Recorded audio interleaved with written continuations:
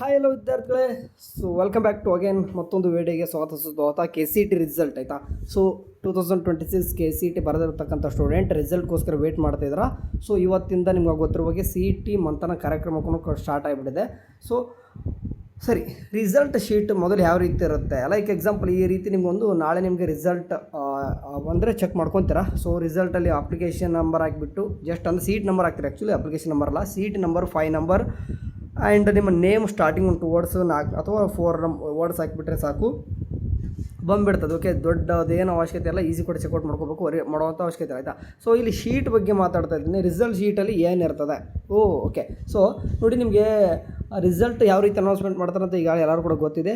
Second PUC board 50% and KCET exam ಬರೆದಿರಲು ಅದರದ್ದು 50% ಹಿಡ್ಕೊಂಡು ರ್ಯಾಂಕ್ ಅನೌನ್ಸ್ಮೆಂಟ್ ಮಾಡ್ತಾರೆ. ಆ್ಯಕ್ಚುಲಿ ರ್ಯಾಂಕ್ನ ಅನೌನ್ಸ್ಮೆಂಟ್ ಮಾಡೋದು ಅಂದರೆ ಕೋರ್ಸ್ ವಾರು ಏನು ಮಾಡ್ತಾರೆ ಅಂತಂದರೆ ರ್ಯಾಂಕ್ ಅನೌನ್ಸ್ಮೆಂಟ್ ಮಾಡ್ತಾರೆ. ಲೈಕ್ ಎಕ್ಸಾಂಪಲ್ ನಾಳೆ ನಿಮಗೆ 2025 ನಿಮ್ಗೆ ತೋರ್ತಾ ಇದ್ದೀನಿ, 2026 ಕೂಡ ಹಿಂಗೆ ಇರ್ತದೆ.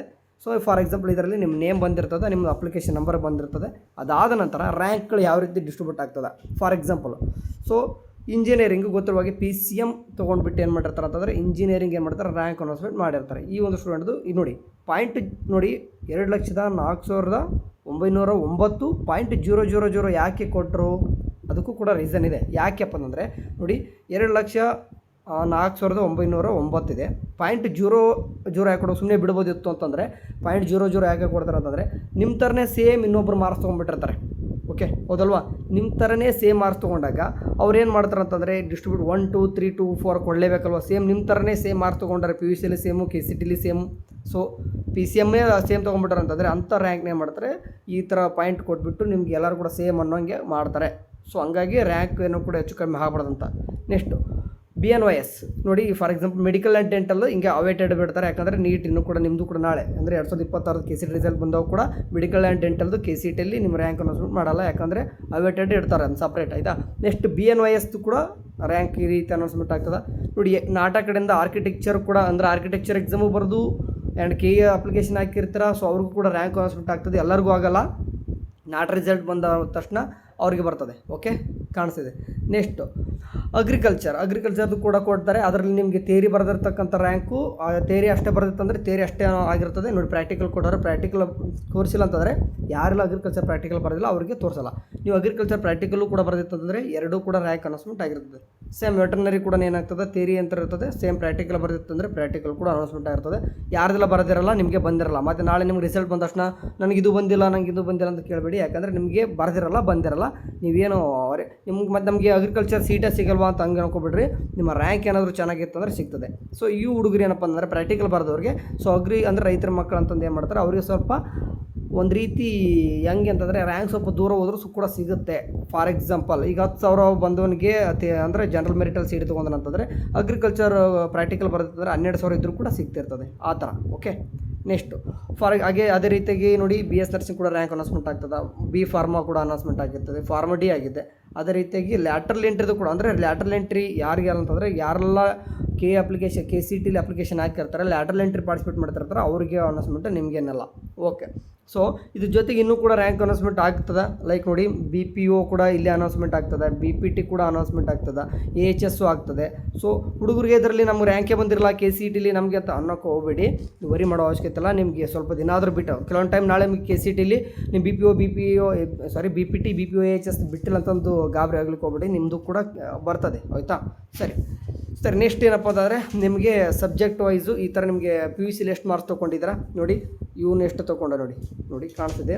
ಇದೆಲ್ಲ ಏನಂತಂದರೆ ಥಿಯರಿ ಮಾರ್ಕ್ಸ್ ಅಂದರೆ ಕಡಿಮೆ ಇದೆ. ಓಕೆ, 57 48 49 ಈ ಥರ ಬೋರ್ಡ್ ಇಟ್ಕೊಂಡವನೆ. ಆ್ಯಂಡ್ 60ಕ್ಕೆ 21 26 16 18 ಈ ರೀತಿ ತೊಗೊಂಡಾಗ ಆಟೋಮೆಟಿಕ್ಲಿ ನೋಡಿ ರ್ಯಾಂಕ್ ಎಷ್ಟಾಗ್ತದೆ. PCM ಅದರ ಕೂಡ PCM ನೋಡಿ, physics chemistry maths one time ನೋಡಿ ಎಷ್ಟು ಕಾಣಿಸ್ತದೆ, 21 26 16 ಇದೆ. Okay, maths. ಓಕೆ, ಹಂಗಾಗಿ ಆಟೋಮೆಟಿಕ್ಲಿ 2 ಲಕ್ಷ ಮೇಲೆ ಹೋಗಿದೆ. ಓಕೆ, ಅದೇ ರೀತಿಯಾಗಿ ನೀವೇನಾದರೂ ಫಾರ್ ಎಕ್ಸಾಂಪಲ್ BS ನರ್ಸಿಂಗ್ ನೋಡಿ ಒಂದು ಎಷ್ಟಿದೆ, PCMB 4 ಕೂಡ ಕನ್ಸಿಡರ್ ಮಾಡ್ಕೊತಾರೆ. ಸೊ 4 ಕೂಡ ತೊಗೊಂಡಾಗ 1 ಲಕ್ಷದ ಮೇಲೆ ಹೋಗಿದೆ. ಸೊ ಇದೇ ರೀತಿಯಾಗಿ ಅಂದರೆ ಆಲ್ಮೋಸ್ಟ್ ಏನು ಮಾಡ್ತಾರೆ, ಇಂಜಿನಿಯರಿಂಗ್ ಬರೀತಕ್ಕಂಥ ಹುಡುಗರು ಬಯಾಲಜಿ ಬರಲಿಕ್ಕೆ ಹೋಗಲ್ಲ. ಸೊ ಹಂಗಾಗಿ PCMB ಅಷ್ಟು ಬರೆದಿರ್ತಾನೆ ಇವನು, ಹಂಗಾಗಿ ಏನಾಗಿರ್ತದೆ ರ್ಯಾಂಕ್ ಸ್ವಲ್ಪ BS ನರ್ಸಿಂಗ್ ಸ್ವಲ್ಪ ಈ ಥರ ಬಂದಿದೆ. ಆಯಿತಾ? ಸೊ ಏನೇ ಆಗಲಿ ಈ ಥರ ನಿಮ್ಮದು ನಾಳೆ ರಿಸಲ್ಟ್ ಶೀಟು ಕೂಡ ಇರ್ತದೆ. ಇದ್ರ ಜೊತೆಗೆ ಈ ಒಂದು ಏನು ರಿಸಲ್ಟ್ ಶೀಟ್ ಇದೆ, ಈ ರಿಸಲ್ಟ್ ಶೀಟ್ ನಿಮ್ಗೆ ನಾಳೆ ವೆರಿಫಿಕೇಷನ್ ಸ್ಲಿಪ್ಪಲ್ಲೂ ಕೂಡ ಇರ್ತದೆ. ಅಂದರೆ ನಿಮಗೆ ರ್ಯಾಂಕು ಆ್ಯಂಡ್ ಪಿ ಯು ಸಿದು ಬೋರ್ಡ್ ಮಾರ್ಕ್ಸು ಇದನ್ನು ಕೂಡ ಕೊಟ್ಟಿರ್ತಾರೆ.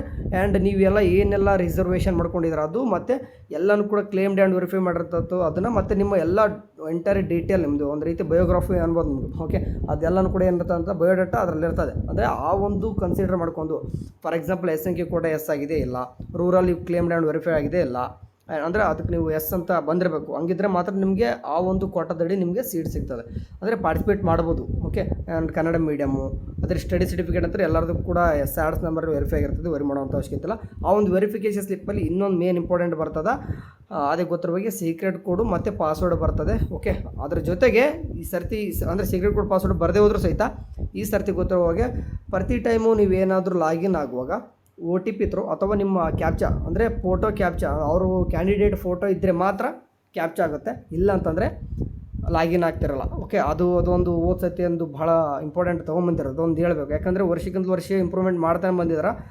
ಈ ಒಂದು ರಿಸಲ್ಟ್ ಶೀಟ್ ನಾಳೆ ವೆರಿಫಿಕೇಷನ್ ಸ್ಲಿಪ್ಪಲ್ಲಿ ಕೂಡ ಇರುತ್ತೆ ಅಂತಂದು ಹೇಳಕ್ಕೆ ಬರ್ತದೆ. ಈ ರೀತಿ ನಿಮಗೆ ಬರುತ್ತೆ ನೋಡಪ್ಪ ನಾಳೆ ಈ ಒಂದು ಎಂಟೈರ್ ಏನು ರ್ಯಾಂಕ್ ಕಾಣಿಸ್ತಿದೆ ಇಲ್ಲಿ, ಫಾರ್ ಎಕ್ಸಾಂಪಲ್ ಇಷ್ಟು ಕೋರ್ಸಸ್ತು ಏನು ರ್ಯಾಂಕ್ ಕಾಣಿಸ್ತಾ ಇದ್ದಾವೆ, ಈ ಒಂದು ರ್ಯಾಂಕ್ ಮೇಲೇ ಟೋಟಲಾಗಿ ನಿಮ್ಮ ಕೌನ್ಸಿಲಿಂಗ್ ನಡೆಯೋದು ಥ್ರೂಔಟ್ 2 to 4 months. ಓಕೆ, ಇಷ್ಟೇ, ಮತ್ತೇನಿಲ್ಲ.